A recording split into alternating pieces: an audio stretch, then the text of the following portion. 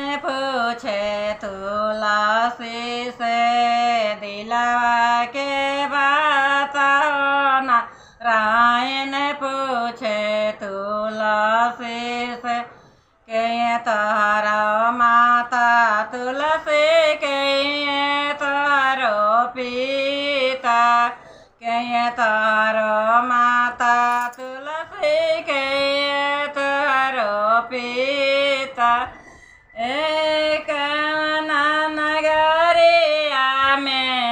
कवन नगरिया में भइल बा बियाह नारायण पूछे तुलसी से दिलवा के बात नारायण पूछे तुलसी से धरती हमारो माता है मेघ हमारो पिता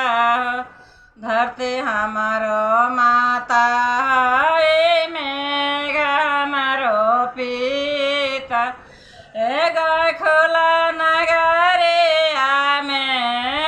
खुला नगरिया में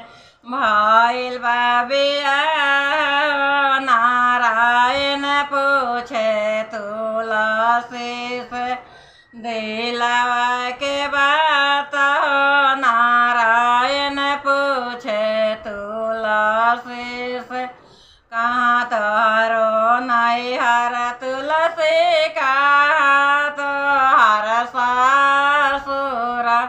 कहाँ तारो नैहर तुलसी कहाँ तारो ससुर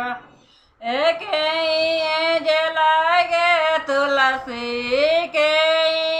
जलागे तुलसी कान्हा तोहार